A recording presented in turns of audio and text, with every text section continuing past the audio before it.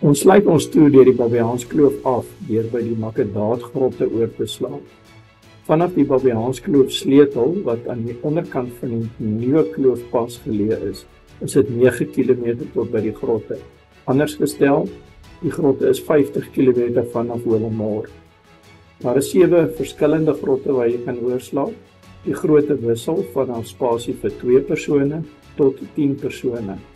Ons het by Swalkie Nes oorgeslaap. Die naam bevestig dan dat dit nie plek vir baie mense is nie en dit was perfek vir ons twee.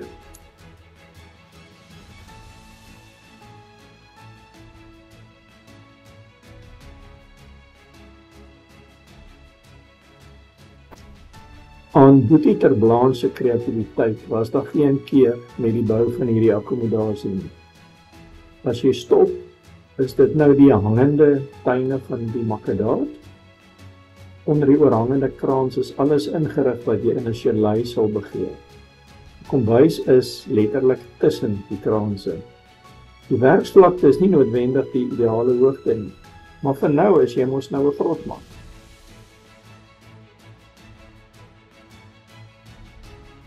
Die hoofbed is baie gerieflik. Die tweede bed is liewer vir kinders tensy jy van 'n goeie kopseer hou. Warmwaterstelsels is mos maar altyd 'n probleem in Voltrix. Maar Boetie het hier seker gemaak jy het al die instruksies om jou stort reg te gebruik.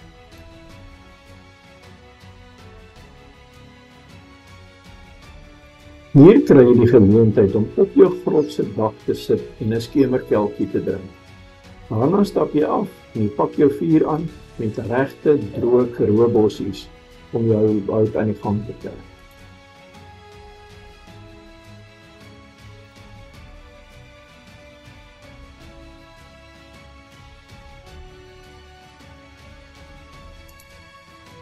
Na goeie nagrus pak ons op om die Babiaans te verlaat. Ons het skaars geraak aan die dinge wat hier te doen is. Die Babiaans sien ons beslis weer. Geen video en geen foto gee met reg die belewenis deur wat 'n mens hier ervaar. Dankie vir die saamreis.